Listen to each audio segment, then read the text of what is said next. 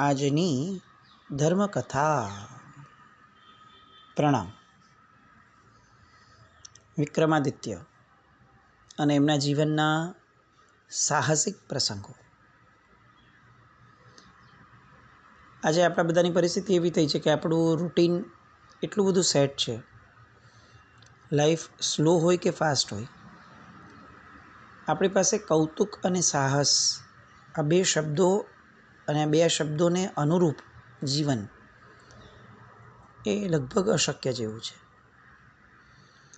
એમને એમ સહજપણે આપણે બહાર નીકળ્યા હોઈએ, કોઈક જગ્યાએ જોઈને કૌતુક થાય, આવું હવે આપણા જીવનમાં ન રહ્યું.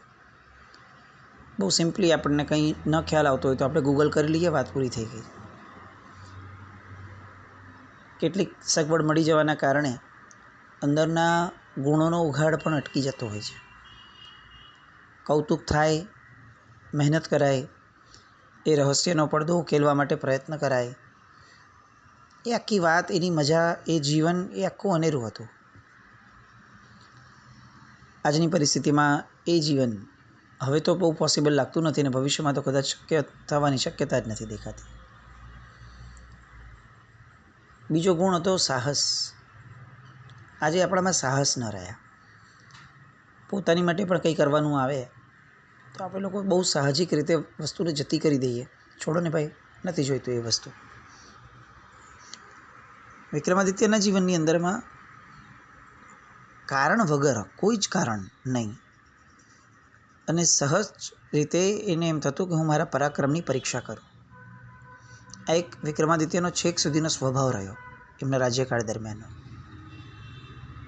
અને એ પરાક્રમ કરવામાં ક્યાંક ને ક્યાંક પોતાને કેટલીક વાર મુશ્કેલીઓ આવતી, પોતાને એવી પરિસ્થિતિનું નિર્માણ થઈ જતું કે જે ઘણીવાર જીવલેણ પણ સાબિત થાય. પણ એ દરેક પરિસ્થિતિમાં એક લડવૈયાની જેમ એ લડી અને છેવટે એમાંથી પાર પડતા. આ પણ એક પ્રકારની વૃત્તિ છે જે પરાક્રમી વ્યક્તિઓમાં હોય. જરૂરી નથી કે કંઈ મેળવવું હોય તો જ પરાક્રમ થાય. બસ પોતાના સાહસને પોષવા માટે પણ સાહજિક રીતે પણ, કોઈ પંચાત નહીં, કોઈ બીજાની વાતમાં ડોક્યું કરવાની વાત નહીં, પણ કંઈક રહસ્ય જાણવા મળે તો એ રહસ્યનું ઉદ્ઘાટન કરવા માટે જે કરવું પડે એ કરી લેવાનું. બસ આવી એક્ઝેક્ટ પરિસ્થિતિ ફરી એકવાર એમના જીવનમાં આવી. પોતે નીકળ્યા હતા અને ફળિયું વાળતી વખતે પેલી નાગદમનીની દીકરી જે છે એ એવી રીતે બોલી અને એ શબ્દો બોલી કે જે એમની માટે બહુ નવા હતા. એટલે કૌતુક થયું. અને કૌતુક થવાના કારણે એમને એમ થયું કે હવે આને તો હું જો આ કૌતુકને જાણું નહીં તો કઈ રીતે ચાલે. એટલે પેલી દૈવદમનીને બોલાવી, નાગદમની આવી, એની સાથે વાત થઈ અને એને એક શરત મૂકી કે આપ જે છત્રની વાત કરો છો એની ના નથી કહેવાની, પણ એની માટેની મારી કેટલીક શરત છે. કઈ શરત છે? તો કે છે, જુઓ મહારાજા, આ છત્રની સંપૂર્ણ વિગત તો મારી દીકરી છે જે કોઈને કહેતી નથી, પણ એક જુગાર રમો તો કે કયો જુગાર? કે એક આપનું જે ઉદ્યાન છે એની અંદરમાં એક દ્યુત મંડળ, આખો એક મંડપ રચાવવો પડશે. ત્યાર પછી મારી કન્યા જે છે દેવદમની, એની સાથે આપણે શતરંજની રમત રમવી પડશે. આ રમતની અંદરમાં મારી કન્યા ઉપરાઉપરી 3 વાર જો હારી જાય તો આપ જીતેલા ગણાશો, અને જો આપ જીતી જાઓ આ રીતે તો તમારે એની સાથે લગ્ન કરવા પડશે. લગ્ન કરશો પછી એ આપણે આ પંચદંડની છત્રજની જે વાત છે એ વાત આપને જણાવશે. અને આ જ્યારે ઘટના ઘટે એ સમયે ફક્ત હું જ એક નિરીક્ષક રૂપે હાજર હોઈશ, એ સિવાય બીજું એક પણ વ્યક્તિ હાજર ન જોઈએ. વિક્રમે તરત પૂછ્યું, પણ અગર હું હારી જાઉં તો શું? એટલે નાગદમનીએ હસીને કીધું કે જો આપ હારી જાઓ તો એ જ મારી દીકરી માટે ગૌરવ છે.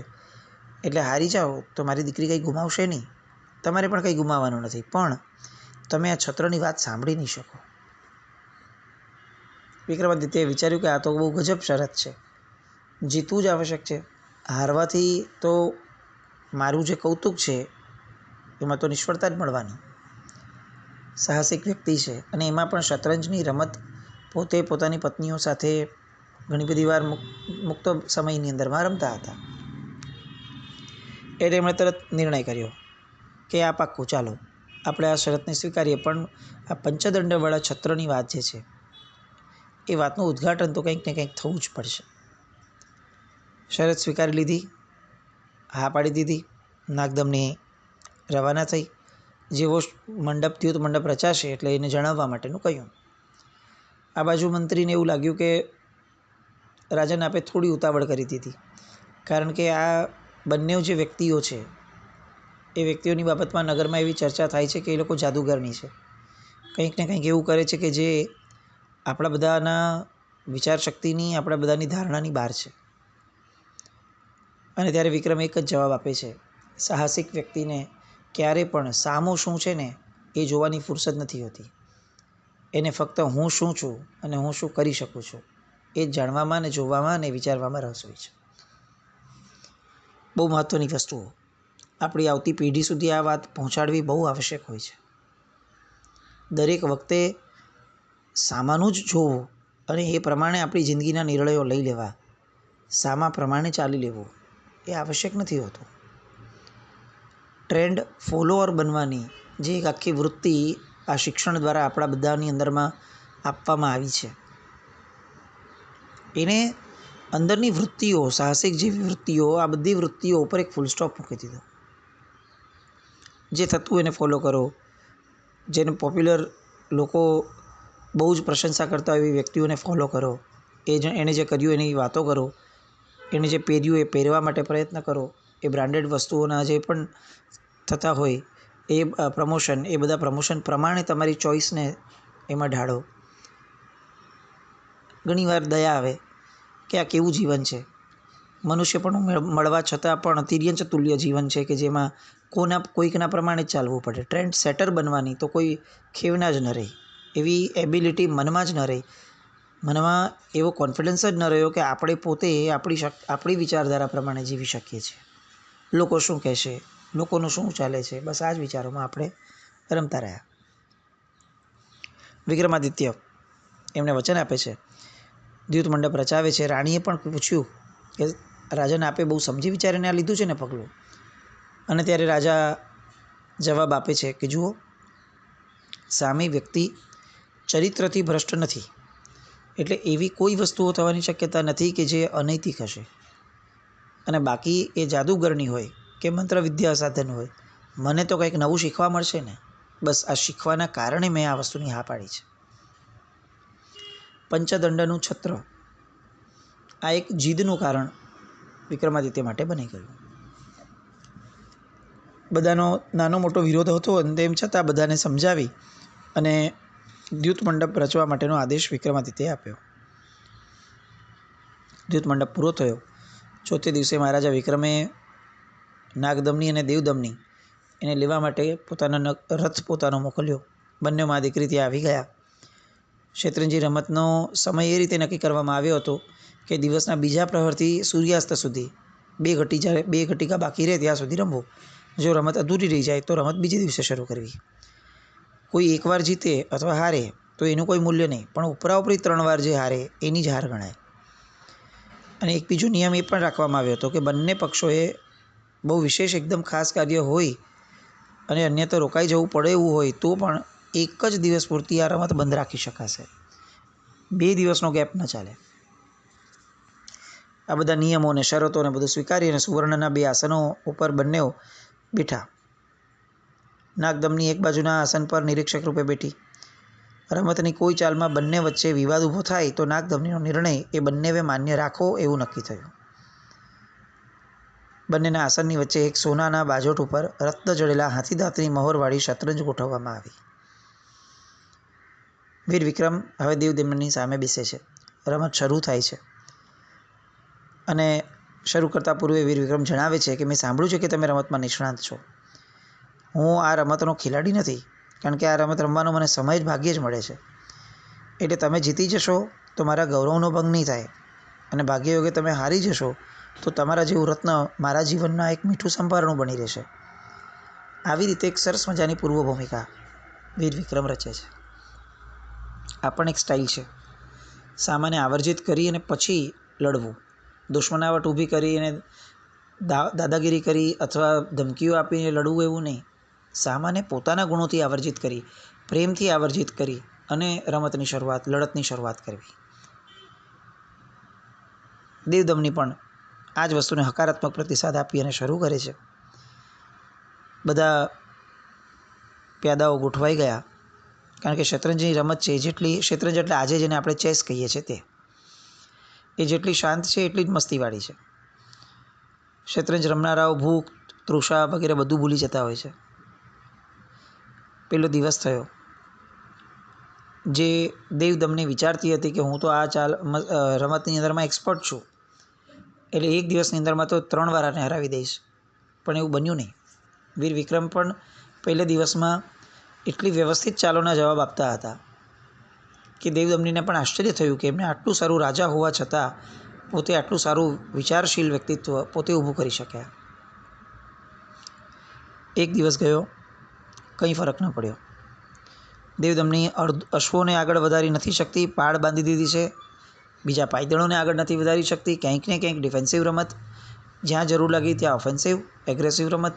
વીર વિક્રમ બહુ જ સરસ રીતે શતરંજને જ એ આગળ વધારે છે. આમ ને આમ પહેલો દિવસ ગયો, બીજો દિવસ ગયો, ત્રીજો દિવસ ગયો. હવે ચોથા દિવસની બપોર થવા આવી.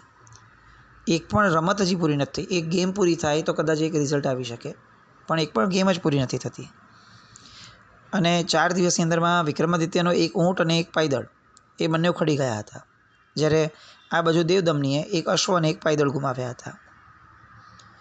નગરના લોકોમાં ઉહાપો થવા લાગ્યો કે આ નગરચર્યા માટે જ્યારે નીકળે છે ત્યારે એ વસ્તુની વિક્રમાદિત્યને જાણ થાય છે. સાંજના સમય પછી નીકળે છે ત્યારે કે 4 દિવસ પછી લોકો જે છે એ ઉપરાઉપરી 3 વાર હારવું કે હાર આપવી એ સહજ વાત નથી. જો 4 દિવસમાં એક ગેમ પૂરી નથી તો પછી આમ કે આમ કેટલો સમય વયો જશે. એટલે નગરના લોકો વિક્રમાદિત્ય માટે નબળું બોલતા હતા કેટલાક, કે આ તો રાજા શું કરી રહ્યો છે, રાજ્યના આટલા બધા કામો છોડી અને આવી રમતની માટે આટલા દિવસો આપવાના કે જેની કોઈ નિશ્ચિતતા નથી. એટલે વિક્રમાદિત્યએ રાત્રે નક્કી કર્યું કે ગમે તેમ કરીને કાલે કોઈ નિર્ણય તો લાવવો જ છે. 5મા દિવસની રમત થઈ. બંને એકદમ જોર લગાડ્યું. દેવદમની 4 દિવસ સુધી વિક્રમની ચાલ જાણવા પૂરતું જ જાણે રમતી હોય એ રીતે રમતી હતી. આજે એકદમ જોરદાર આક્રમણ કર્યું. વિક્રમ એકદમ ચમક્યો અને છતાંય ખેલાડી હતો એટલે હિંમત ગુમાવ્યા વગર એણે આક્રમણનો સામનો કર્યો. અને સંધ્યાને 2 ઘટિકા બાકી હતી એ પહેલાં દેવદમની પહેલી ગેમના અંતે પોતે જીતી ગઈ. વિક્રમાદિત્યની હાર થઈ. વિક્રમે ખેલદિલીપૂર્વક દેવદમની સામે જોઈને કહ્યું, દેવી, તારા પહેલા વિજયને હું હૃદયથી વધાવું છું. અને દેવદમની કહે છે કે હું ધન્ય બની ગઈ. મને એવું લાગે છે કે હવે બસ 2-3 દિવસમાં આપણી રમતનો અંત આવી જશે. વિક્રમ પૂછે છે કે તને એવું લાગે છે ને કે તારા વિજયથી જ અંત આવશે? અને ત્યારે દેવદમની કહે છે કે નારી ક્યારેય પણ પરાજિત નથી બનતી. નારી પીછેહટ કરી શકે પણ પરાજિત ન બની શકે. દેવદમનીના આ આત્મવિશ્વાસની સામે વિક્રમાદિત્ય ખૂબ આવર્જિત થયો. બંને વિદાય થયા. પણ વિક્રમના મગજની અંદરમાં પોતાની જે હાર છે એ ખટકી છે. નગરની અંદરમાં ઓલરેડી ઘણી બધી વાતો થતી હતી, કેટલીક અપકીર્તિ પણ વિક્રમાદિત્ય માટે થતી હતી. એ બધું જોતાં વિક્રમાદિત્યને એવું લાગ્યું કે જો આમ 2 દિવસ 1 દિવસમાં જે રીતે કહે છે જો હારી જવાય તો નગરના લોકો માટે હાર એ પચશે નહીં અને ઘણી વાતો થશે. વાતો થવાની ચિંતા નથી, કારણ કે કેટલાક દિવસોની અંદરમાં તો લોકો ભૂલી જશે. લોકસંજ્ઞાની આધીનતા નથી, પણ હું પેલા પંચદંડ છત્ર જે છે એની વાતને પ્રાપ્ત નહીં કરી શકું. એટલે વિક્રમ વિચારે છે કે આજે કંઈક તો એવું કરવું પડશે કે જેના કારણે હું આ સ્થિતિમાંથી બહાર આવું. બહુ વિચારતા એને તરત યાદ આવ્યું કે નગરની બહાર એક ક્ષેત્રપાલનું મંદિર છે અને એવું કહેવાય છે કે ત્યાં જ્યારે કોઈ પણ વ્યક્તિ જાય છે ત્યારે તે પ્રશ્નોનો અંત મળે છે, એ જાગતા છે. એટલે તરત સૂર્યાસ્ત પછીથી કેટલાક સમયમાં પોતે એકલા તે ક્ષેત્રપાલના મંદિરે જાય છે. એ વદ બારસનો દિવસ હતો. એટલે વેશ પલટો કરીને જ્યારે પોતે પગપાળા ગયા ત્યારે અંધારી રાત હોવાના કારણે એકદમ સૂનું બેકાર વાતાવરણ હતું. એક તો નગરની બહાર જેવી સ્થિતિ, કારણ કે લગભગ ત્યાંથી 3 કોસ જેટલું દૂર. દર વર્ષે એકવાર રાજા પોતાના પરિવાર સાથે અહીં જુવારવા નોર્મલી આવતા હોય છે, દ્રવ્યનો થાળ વગેરે ધરે છે. વીર વિક્રમના વડવાઓએ આ મંદિર બાંધ્યું હતું. ત્યાં આવ્યા અને એના મનની અંદરમાં વિક્રમના આ દેવદમનીના વિચારો ઘોળાઈ રહ્યા હતા. હાર જીત કરતાંય મોટી વાત તો એ હતી કે દેવદમની ભારે રૂપવતી, ચપળ અને આકર્ષક હતી. આવું નારી રત્ન એ સામાન્યપણે ઘાંચીને ત્યાં જન્મે બહુ નવાઈની વાત હતી. એટલે પોતે હારી જાય, દેવદમની મળી શકે નહીં, લોકોમાં અપકીર્તિ થાય, આવા અનેક વિચારો વિક્રમના મગજમાં એ સમયે સ્ફુરવા લાગ્યા. મંદિરની સામે ઊભા રહ્યા અને ક્ષેત્રપાળનું સ્મરણ કર્યું. જોયું તો મંદિરમાં કોઈ હતું જ નહીં. પૂજારી સંધ્યા વખતે દીવો કરીને ચાલ્યો ગયો હતો અને દીવો પણ બુઝાઈ ગયો હતો. ત્યાં એ સમયે મંદિરની અંદરમાં એક નાનકડું દ્વાર જેવું હતું. એ દ્વાર પણ એટલા માટે હતું કે બહારથી કોઈ પશુ વગેરે એ મંદિરમાં પ્રવેશી ન જાય. એટલે સાંકળ લગાડેલી હતી. એ સાંકળ એમણે વિક્રમે ખોલી અને અંદર પ્રવેશ કર્યો. ગાઢ અંધકાર હતો અને ક્ષેત્રપાળની મૂર્તિ જાણે અંધકારમાં અલોપ થઈ ગઈ હોય એટલી હદ સુધી એ એમને દેખાવાનું બંધ થઈ ગયું હતું. વિક્રમે આંખો બંધ કરી સ્મરણ કર્યું. 2 ઘટિકાઓ જેવું થયું હશે ત્યાં આપોઆપ દીવો પ્રકાશિત થયો અને ક્ષેત્રપાળ સાક્ષાત રૂપ કરીને બોલી ઉઠ્યા, આવ રાજન, મને શા માટે યાદ કર્યો છે? વિક્રમાદિત્યએ ક્ષેત્રપાળને જોઈને મસ્તક નમાવ્યું અને કહ્યું કે આપ રાજ્યના રક્ષક છો, એટલે આપની પાસે આવ્યો છું. હું એક વિપત્તિમાં સપડાયો છું. ક્ષેત્રપાલે સિમ્પલી કીધું કે તારી વિપત્તિનો મને ખ્યાલ છે, તે જરા વધારે પડતું સાહસ કર્યું છે. દેવદમની એક સુંદરી હોવા છતાં મંત્રશક્તિમાં દેવતાઓને પણ બંધનગ્રસ્ત બનાવે એવી સમર્થ છે. એટલે દેવદમની સાથે હોડ કરવામાં તે થોડી ઉતાવળ કરી નાખી હોય એવું મને પણ લાગે છે. દેવદમની દેવતાઓને પણ પહોંચી શકતા નથી દેવદમનીને, તો પછી તું તો મનુષ્ય છે. વિક્રમ જવાબ આપે છે કે જે તમે ગણો તે, ઉતાવળ ગણો કે સાહસ ગણો કે અવિચાર ગણો, પણ અત્યારે મારો આશાનો તંતુ એક છે કે હવે મેં રમત માંડી જ દીધી છે. હું હારી જાઉં એવો તો મને ઓળતો ન જ હોય, પણ હું જે મેળવવા માગું છું, જાણવા માગું છું, એ મને નથી મળે એમ. એટલે એની માટે મને આપનો કોઈ ઉપાય કે સહાય આપની તરફથી જોઈએ છે. ક્ષેત્રપાળે કહ્યું કે તું ખરેખર ભાગ્યશાળી છે. દર વર્ષે દેવદમની દેવતાઓ સમક્ષ એક નૃત્ય કરે છે. ફાગણ વદી 14ના રાત્રે, પરમ દિવસે એ જ દિવસ આવે છે એવો.